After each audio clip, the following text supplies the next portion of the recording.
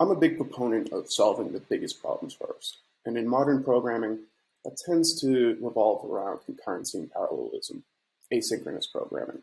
And although there are a variety of different factors that go into selecting a programming language, whether that be raw benchmarks and performance, or the paradigm of the language, functional, object-oriented, procedural, the type system, bells and whistles, and the community.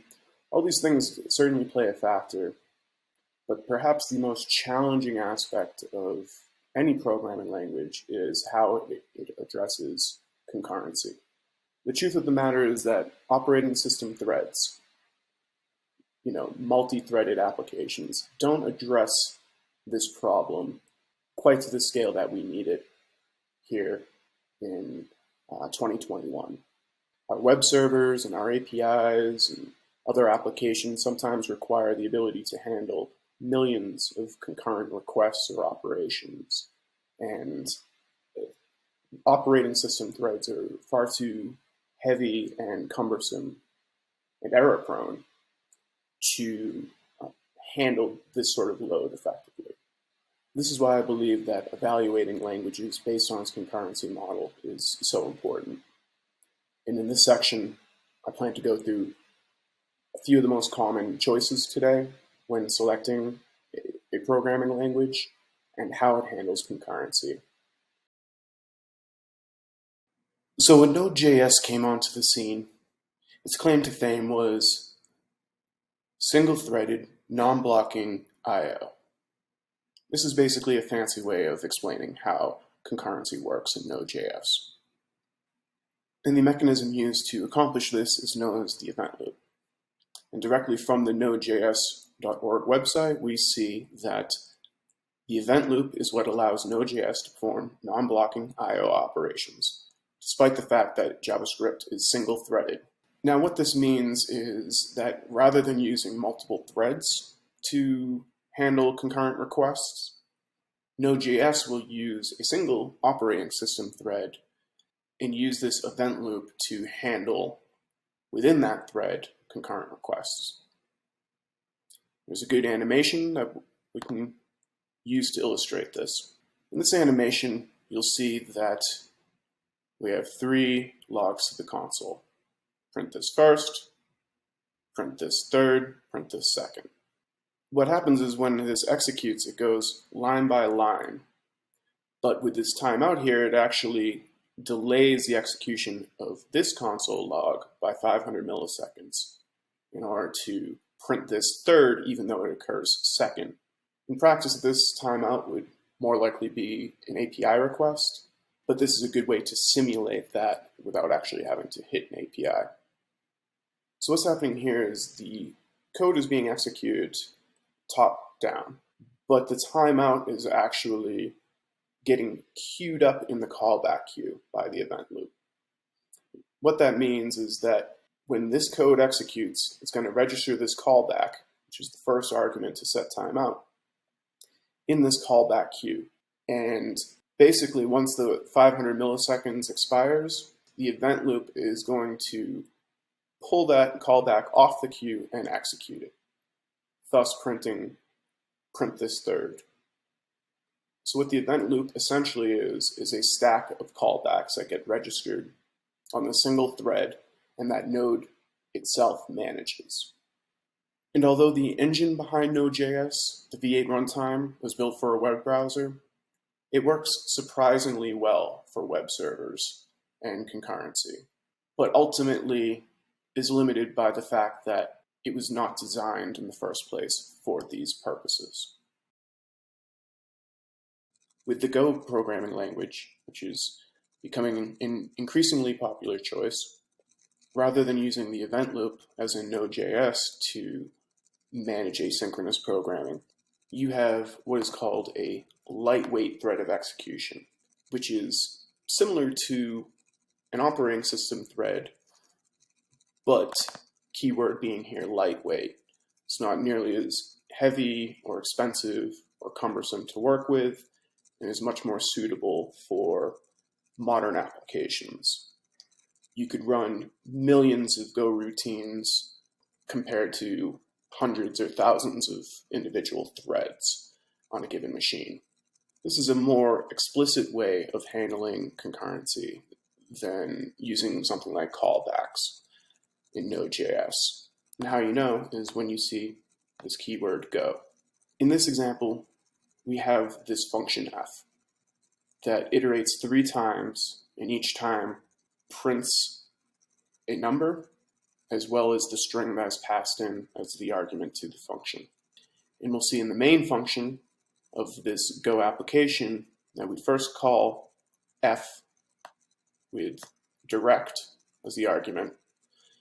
So what will happen here is direct comes in as this string argument, loops 3 times, it says direct, colon, and then the number of the iteration. And then we'll see down here the output, direct 0, 1, 2.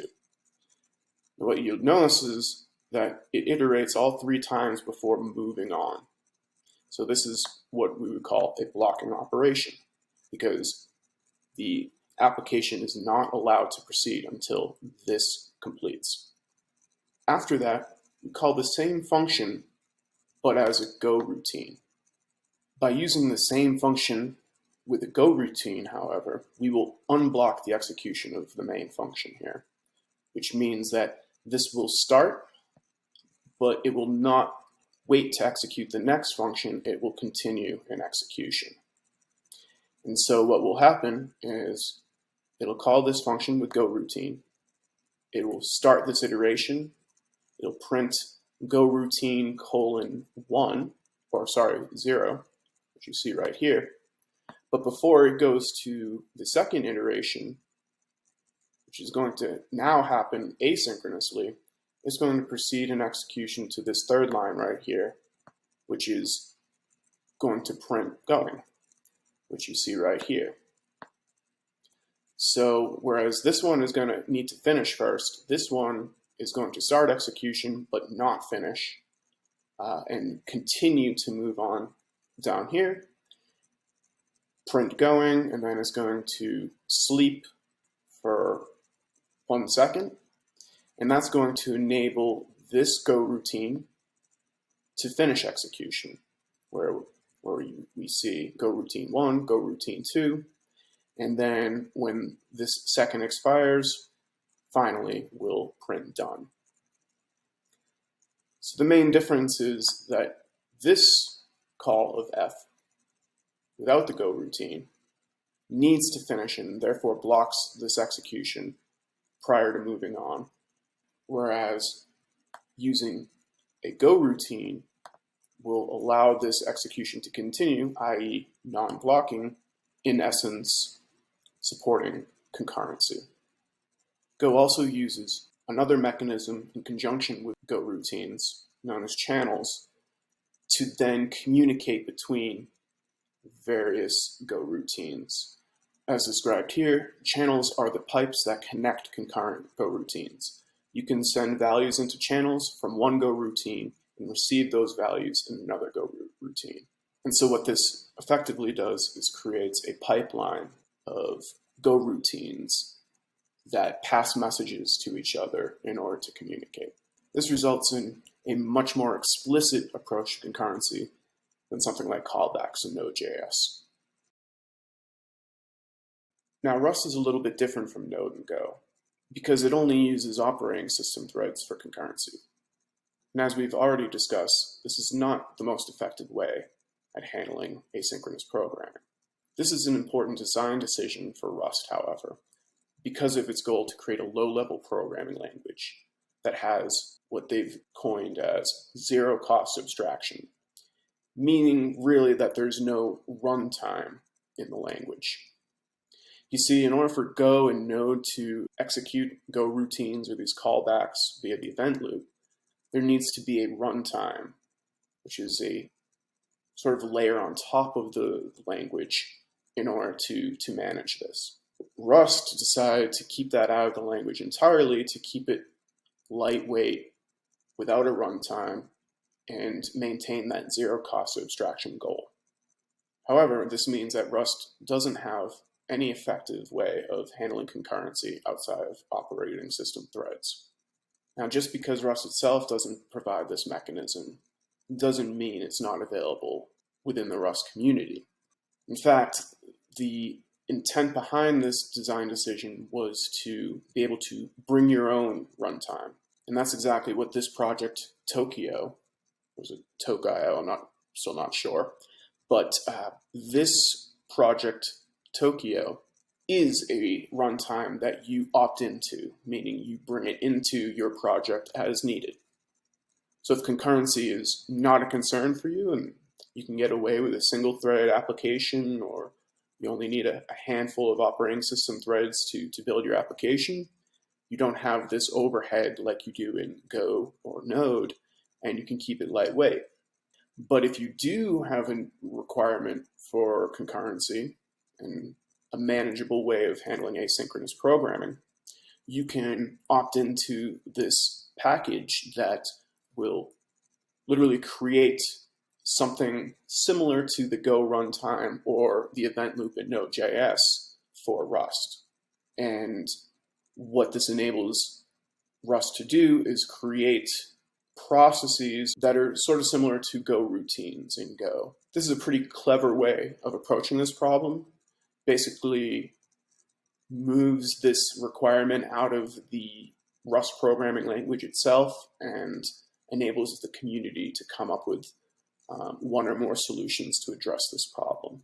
You'll see right here that at a high level, Tokyo provides a few major components: a multi-threaded runtime of executing asynchronous code, an asynchronous version of the standard library.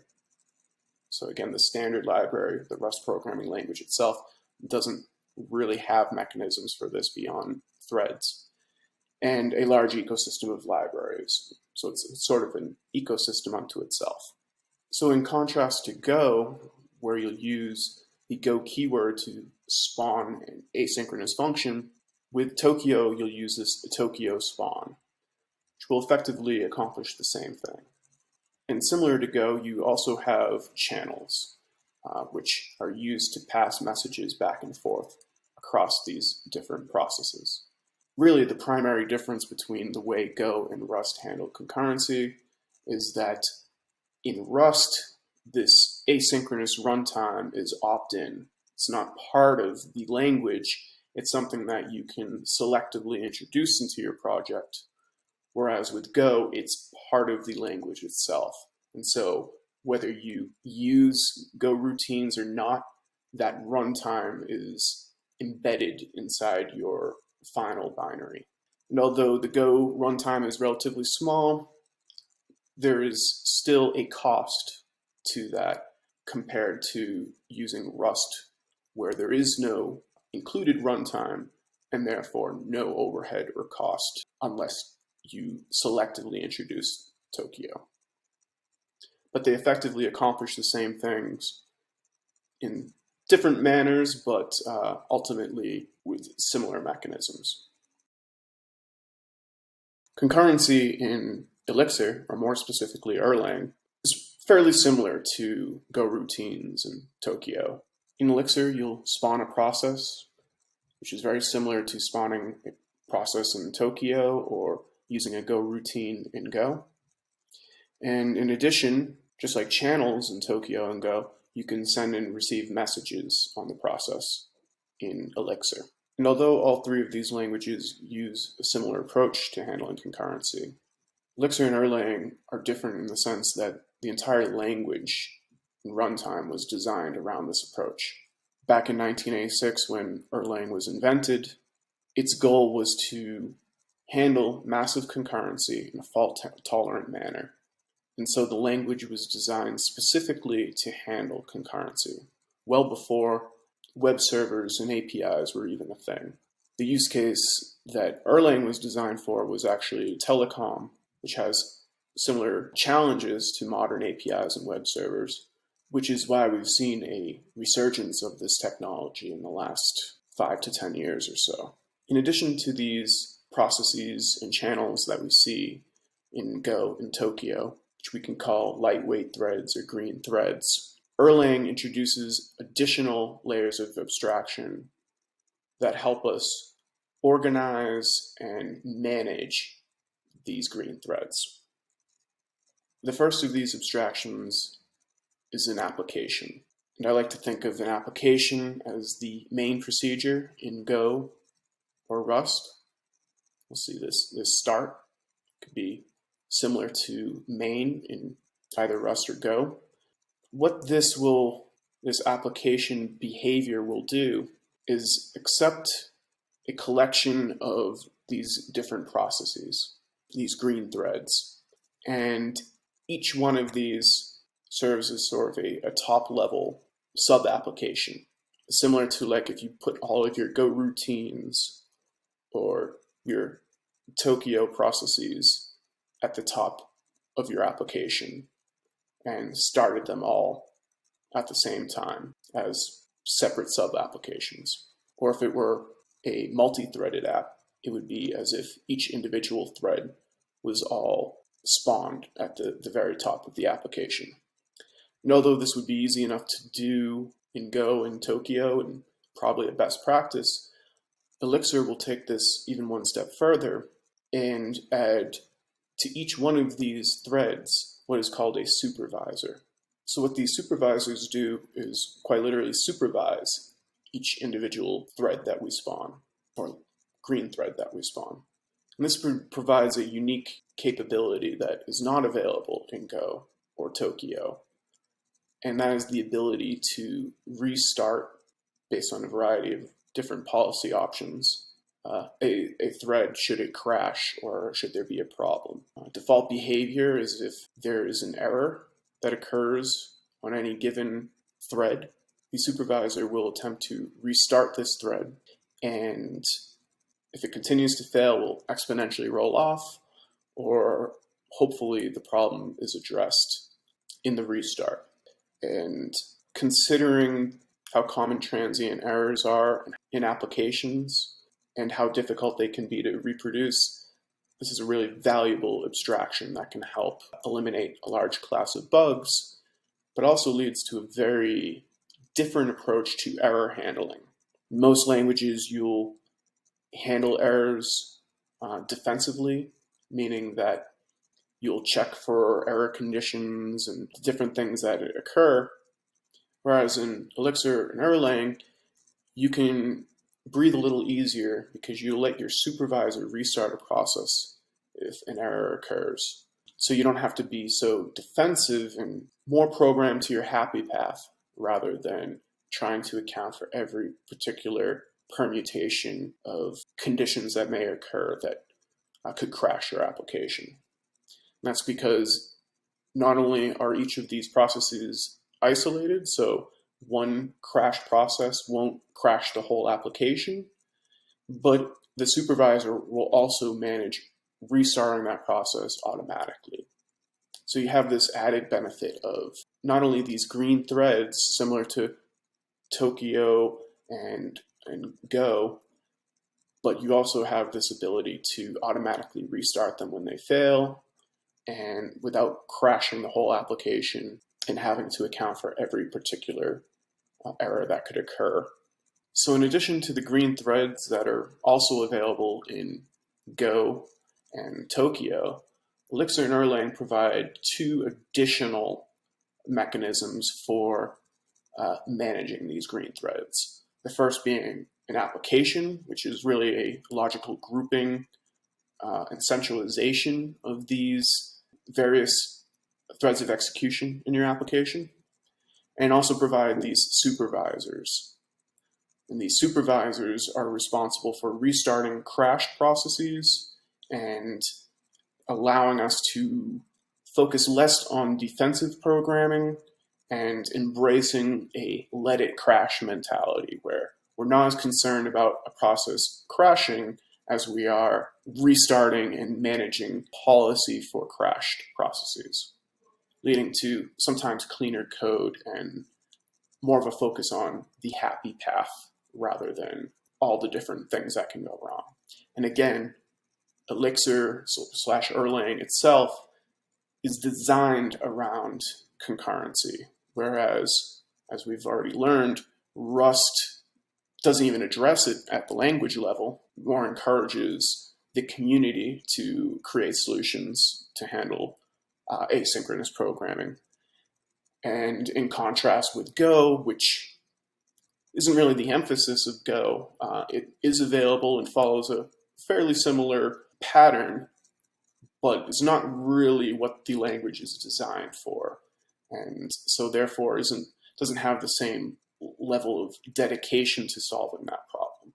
And that's why if concurrency is the number one most important aspect of your business or startup or product or application, then it makes a lot of sense to pick a language that is designed to solve specifically that problem. And that is really what Elixir and Erlang does well. The purpose of this section is really to compare and contrast the different approaches to asynchronous programming across these languages. The goal wasn't necessarily to conclude that one approach is better than the other, and if anything, highlights how similar these approaches are. But as we dive a little bit deeper, we'll see where Elixir kind of pulls ahead of the competition when it comes to this area. For now, though, we'll summarize this as follows. Erlang, Go, and Rust with Tokio all use this concept of green threads, which are lightweight alternatives to operating system threads. They can be run concurrently, of course, and largely use message passing as a way to communicate. Node is a little bit different in the sense that really the node runtime is like a single green thread.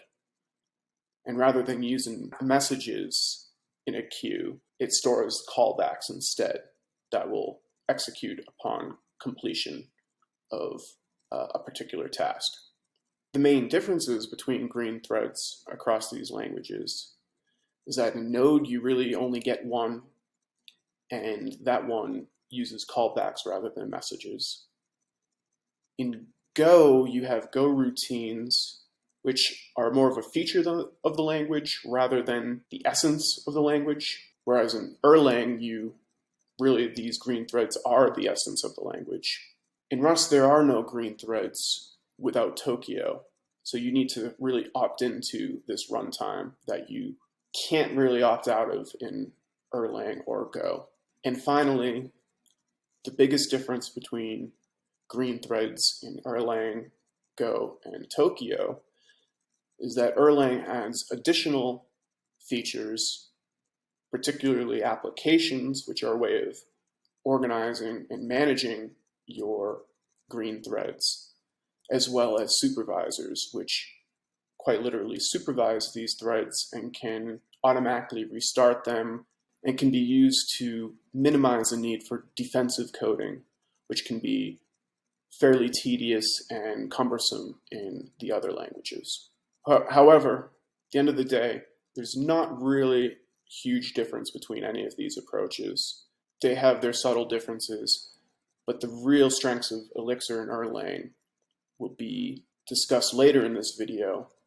For now, this was intended to serve as an introduction to how these languages work at the low level, specifically in regards to concurrency, which is, again, perhaps the most challenging part of programming in today's world.